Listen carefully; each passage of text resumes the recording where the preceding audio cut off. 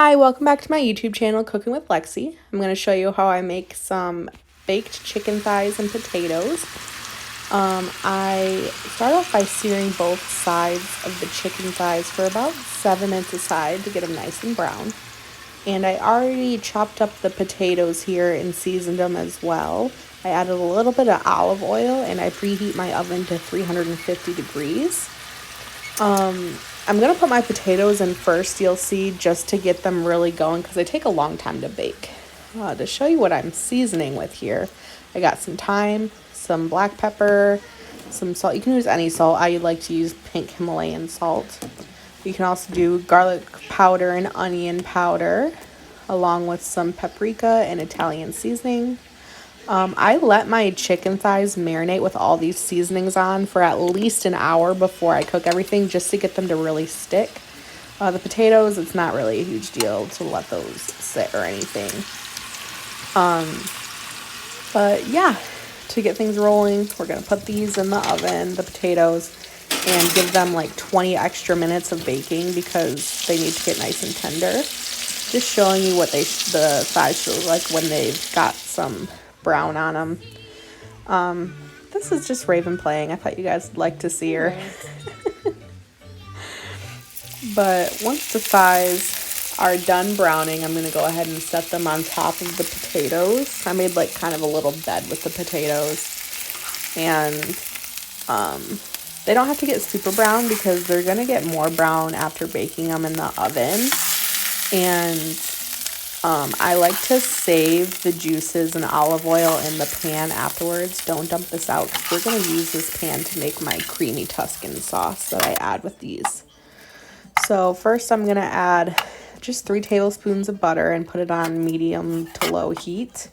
Let that melt. And I'm going to add, I'm going to be adding like a spinach kale blend here just because I didn't have pure baby spinach. But I highly recommend just using spinach. I'm going to just toss a few handfuls in here and I'm just going to wilt it. You don't have to do it for very long because it'll continue to wilt in the oven, but just give it just a little bit of a cook down. And I don't measure this either. I just do like a few good handfuls. Yeah, I definitely recommend just regular baby spinach, not this spring mix thing that I used. And then I'm going to kind of put it in all the cracks of the chicken. You'll see on the chicken on top of the bed of potatoes. I just kind of put it in between everything and weaved it in there just to kind of surround the chicken. And again, saving these juices that I'm going to be using for the sauce that I put in this dish. And this sauce is so delicious, guys. Like, oh, it just makes everything so creamy, and it keeps the chicken nice and moist too. So as you can see, that's how the spinach should be laid in there. And I'm going to add some flour as my thickening agent for the sauce, just to get it going. I'm making a little roux here.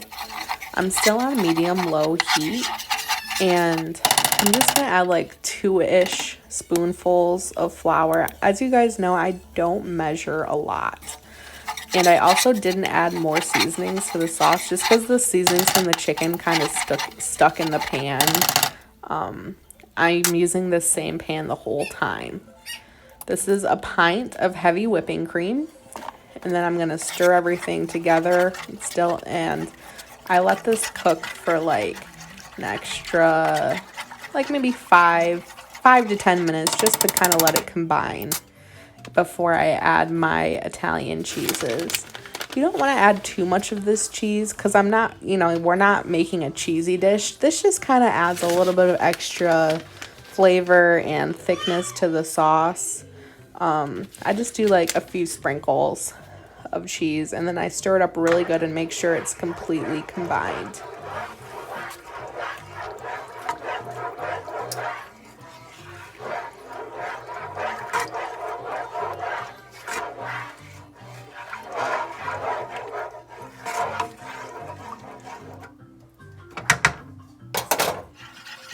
Okay, you can see here about the thickness your sauce should be afterwards. And I'm going to be pouring this kind of just all over this dish. I tried to get it like in the cracks by where the spinach is, but I did miss a little bit. Get it on top of the chicken. It's not a big deal. This does not have to be perfect. But afterwards, I gave the whole pan with the chicken and everything in it a good shake just to make sure the sauce was evenly coating the bottom by the potatoes. Then I baked this for 40 minutes on 350.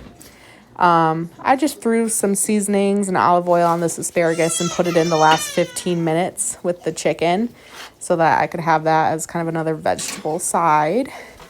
And then this is what my dish looked like afterwards, guys. It was so delicious, and the asparagus came out perfect, just like a tablespoon of olive oil, some seasonings, and this is an awesome dinner. I hope you enjoyed this recipe, guys. Thanks.